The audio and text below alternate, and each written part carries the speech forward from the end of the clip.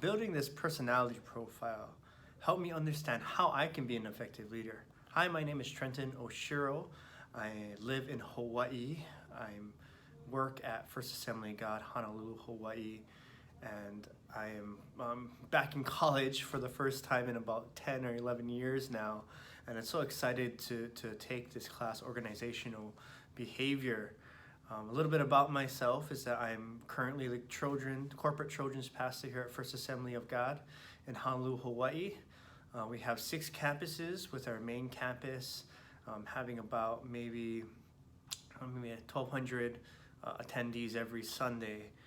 But I'm in charge of the children across of all 6 campuses, and altogether we have about maybe 300 to 400 children every Sunday in all of our campuses.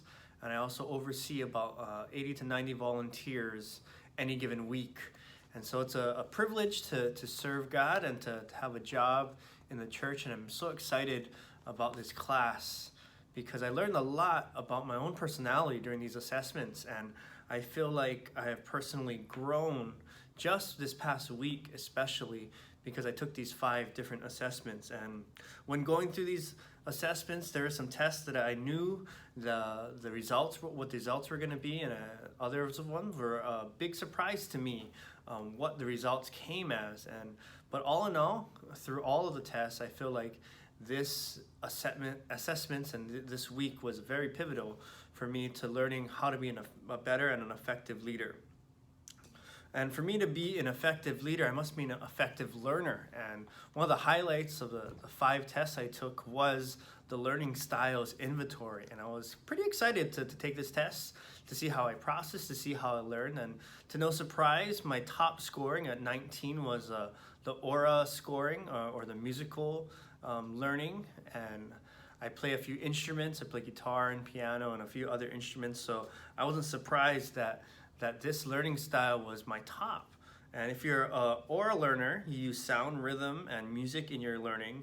You focus on using these different types of music and rhythm to reinforce what you're learning.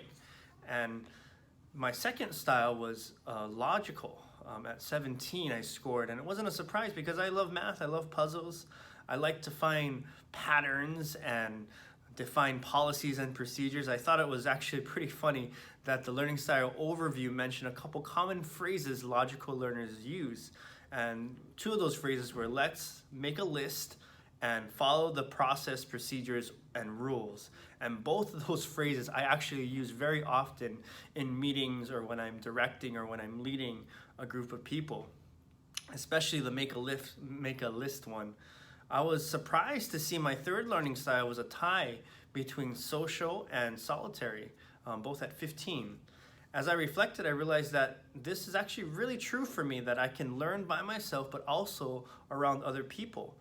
This is definitely something that resonated with me as how much I learned and how I learned how I learned.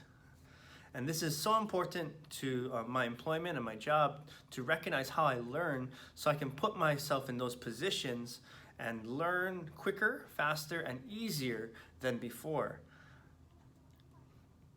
I need to learn, or if I needed to learn a new task or a new role at my job, I could do it through these 3 or 4 main avenues of learning.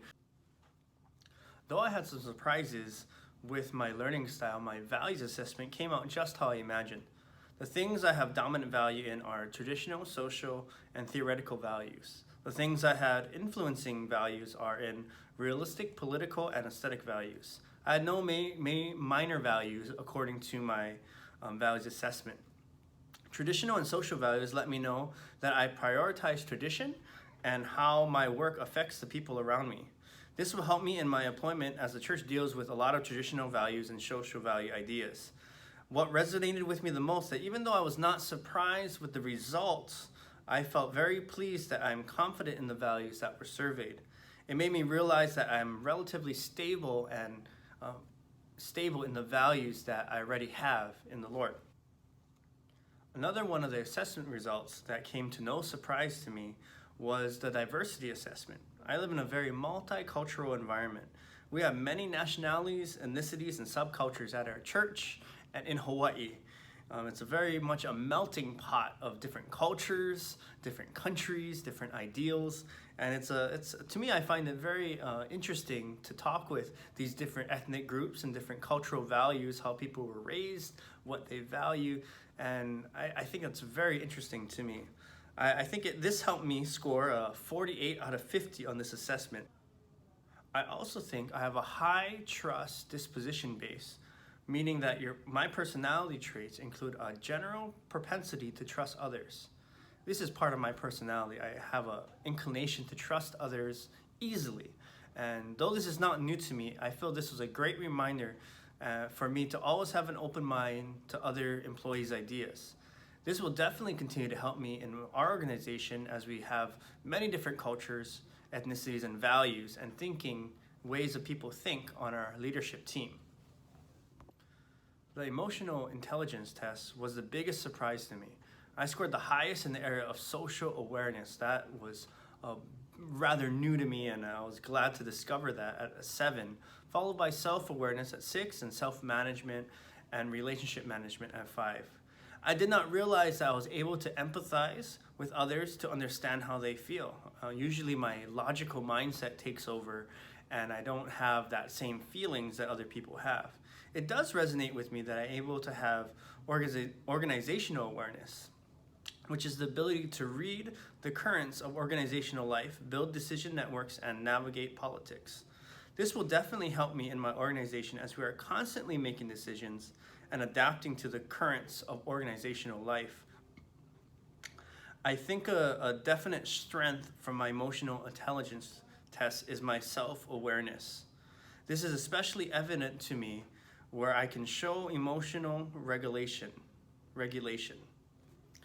And this refers to the ability to recover quickly from an emotional experience. I found I can easily overcome situations that pull at my emotions, and I can just logically forgive and then forget and to move on. And it's very natural for me to do those types of actions for me, to be in control of my emotions. The last assessment was the personality test from JUG. My results were interesting as I scored an INTJ. So I have a slight preference of introversion over extroversion. You have a moderate preference over intuition over sensing, have a distinct preference over thinking over feeling, and I have a moderate preference of judging over perceiving. My strengths and weakness from this assessment was I have a distinct preference of thinking over feeling. Where I have often think this was a strength to me, I've come to realize this could also be a weakness. Though sometimes it's great for me to be logical and cut off my emotions to solve problems, I know that I can come off harsh or insensitive in the process that I'm communicating to solve this problem. So in conclusion, I feel every one of these assessments will help me be a better leader. The factors that were new to me was the one in the learning assessment. I didn't realize I could learn with people as well as without people.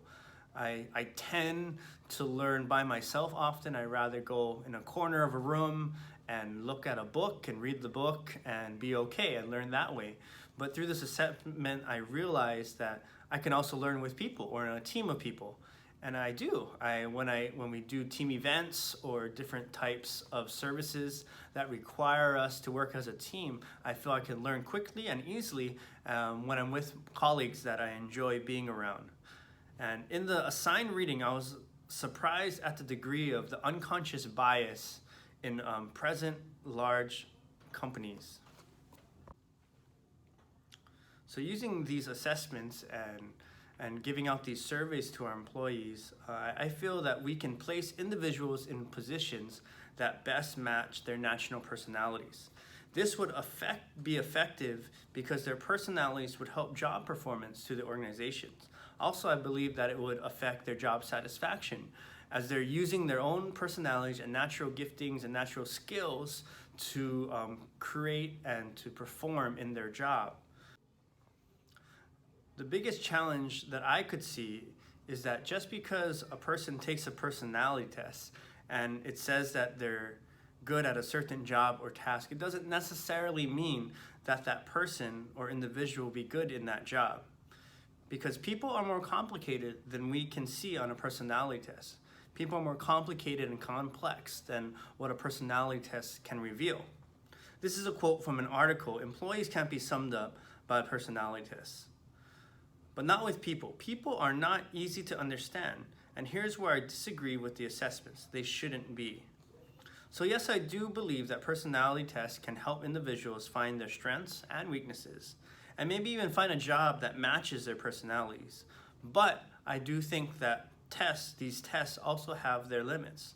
As for me, the tests were very encouraging and helpful for the organization that I'm a part of currently, and I'm thinking that it will also help me become a better leader and a more effective leader. Thank you so much. Have a great day.